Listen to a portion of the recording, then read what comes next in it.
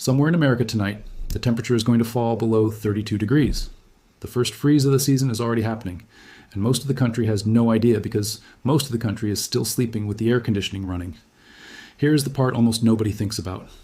That freeze line does not stay where it is. Starting right now, in the last days of August, it begins to slide south, a little bit every week, over the mountains first, then down onto the plains, then across the Midwest, into the south, and eventually all the way to the Gulf.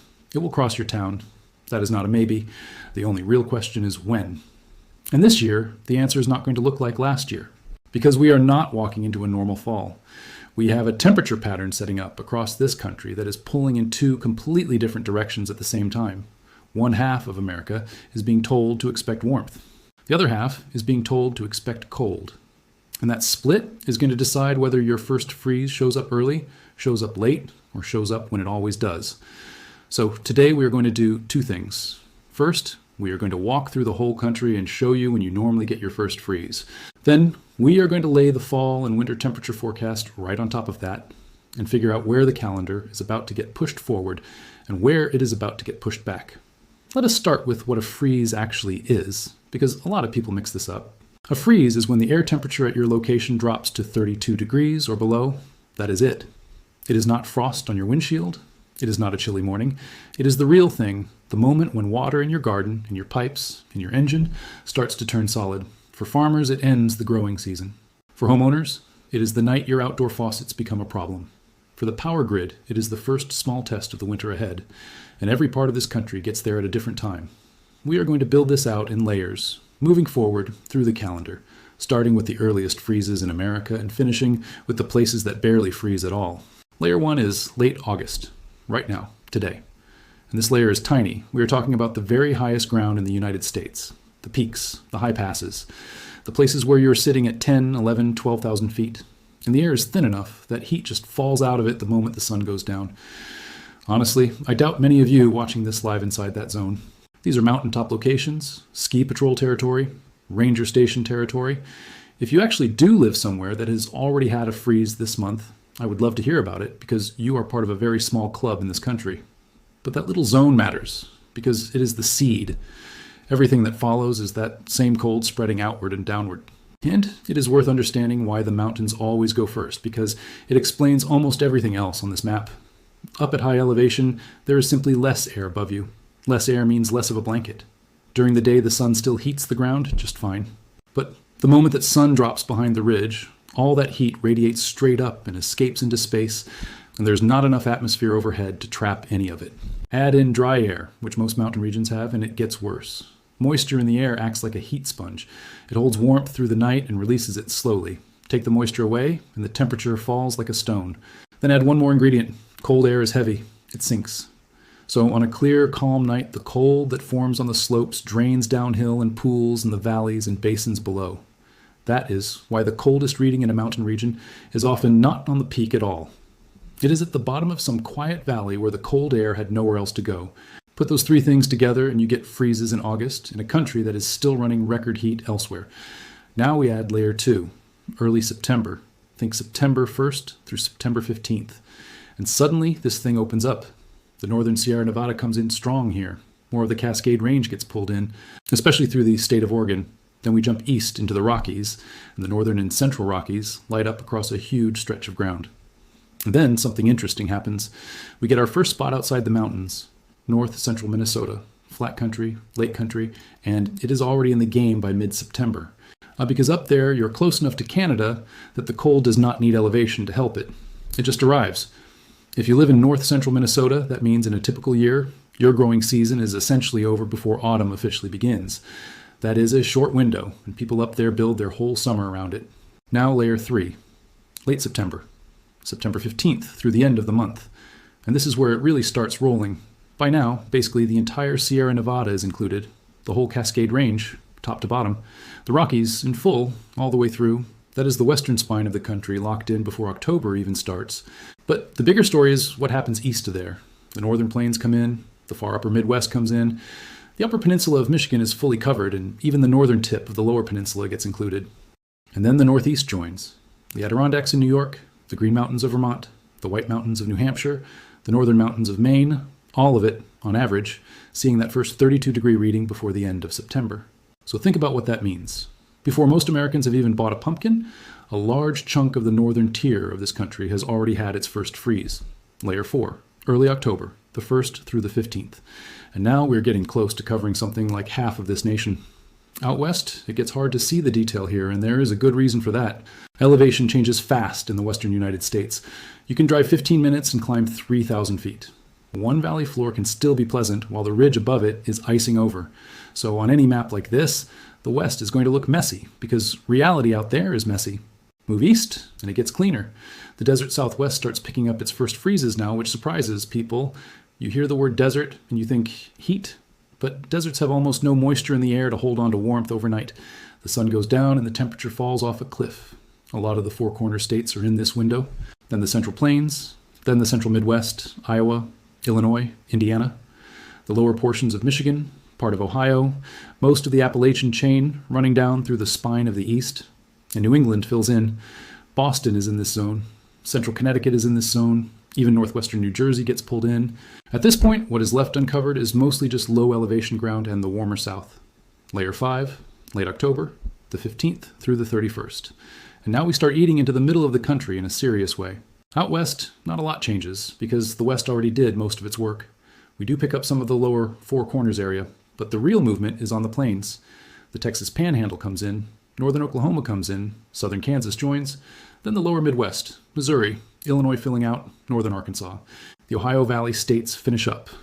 Ohio is fully in now, Indiana is in, all of Kentucky is in, most of Tennessee is in, and we even start clipping the northern edges of the deep south, northern Mississippi, northern Alabama, northern Georgia.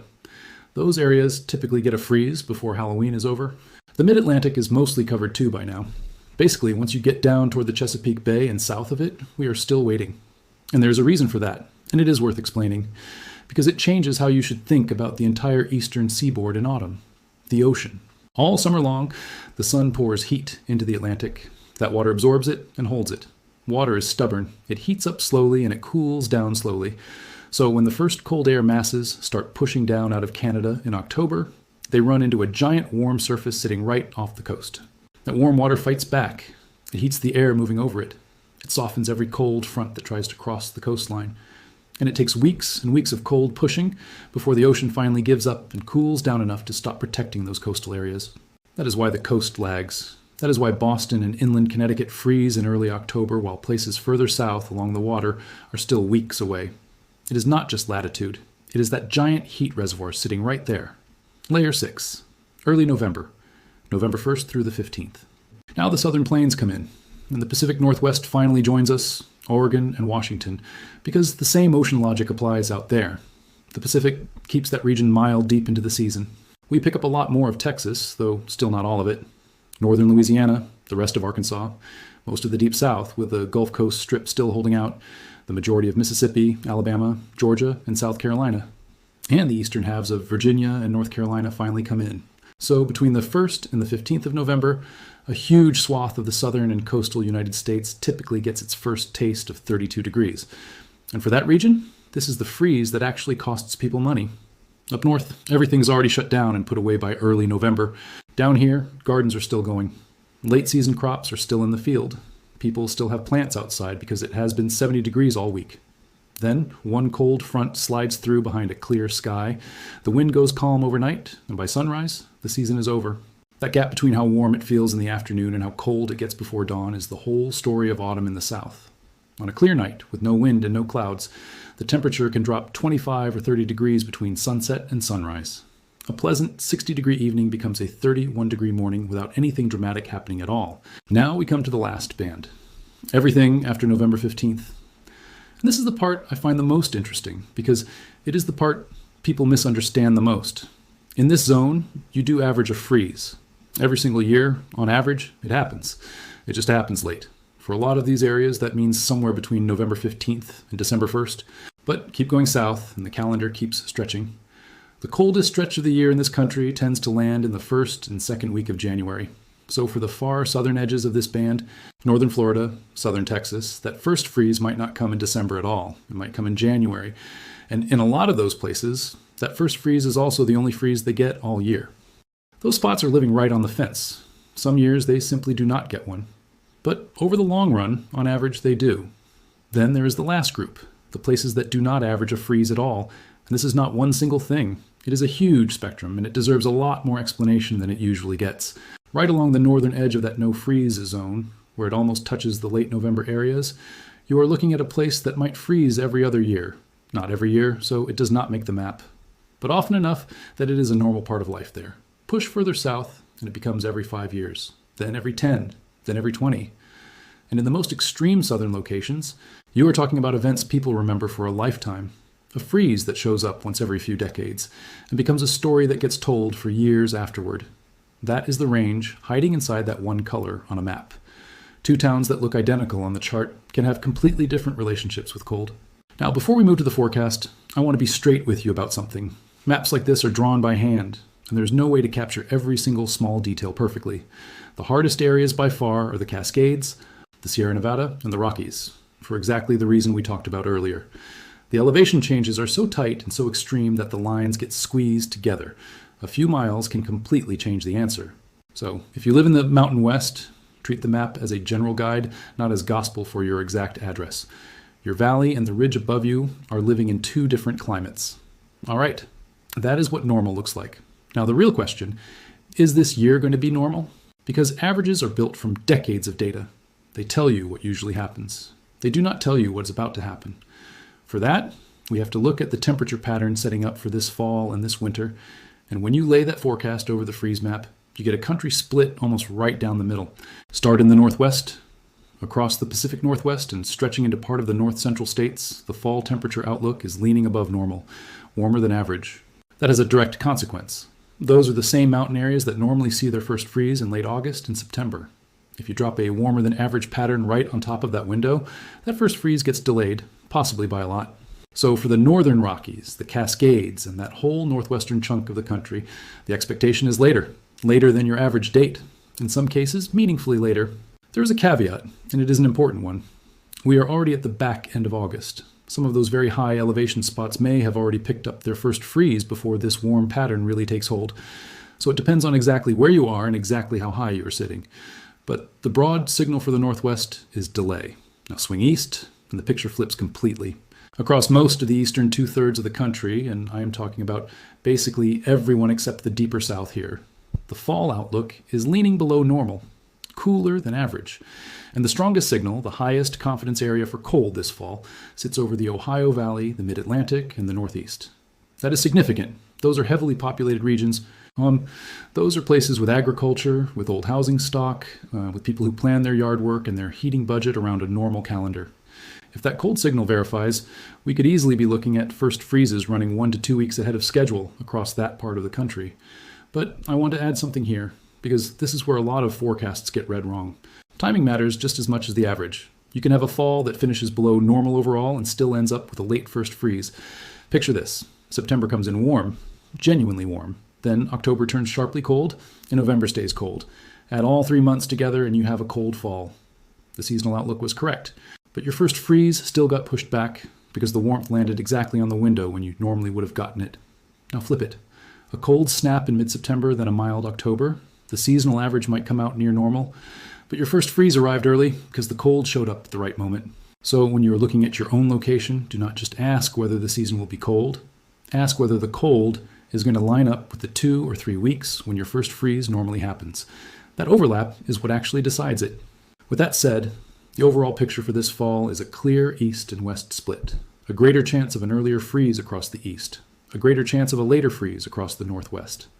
Now let us talk about the South, because the South does not really live on the fall forecast. The South lives on the winter forecast. For those deep southern locations, the ones we said might be looking at December or even January, we have to look further out on the calendar to know what is coming. And here is where things get genuinely interesting. We are heading into an El Nino pattern. And El Nino has a very well-established fingerprint on the southern United States. It tends to bring cooler conditions across the southern tier. That is one of the more reliable relationships in seasonal forecasting. What that means for freeze timing in the South is twofold. First, the places that already average a freeze in December might get it earlier within that month. Instead of that first 32-degree reading arriving in the last 2 weeks of December, it could show up in the first 2 weeks. A modest shift, but a real one. Second, and this is the bigger one, the places that do not average a freeze every year, southern Texas and parts of Florida, this could be one of those years. This could be the year the freeze line creeps further south than it usually manages. This could be the year those towns get a night they were not planning for. And I want to underline how much that matters because a freeze in the far south is not the same event as a freeze in Minnesota. In the northern half of this country, everything is built for cold. The pipes are insulated. The plants are hardy or they are already dead. The heating systems are tested. A freeze in October is a Tuesday. In the far south, a freeze is a genuine shock to the system. Citrus crops are exposed. Tropical landscaping has no defense. Plumbing runs through uninsulated walls and attics. Homes are designed to shed heat, not hold it. And the power grid gets asked to do something it does not normally have to do.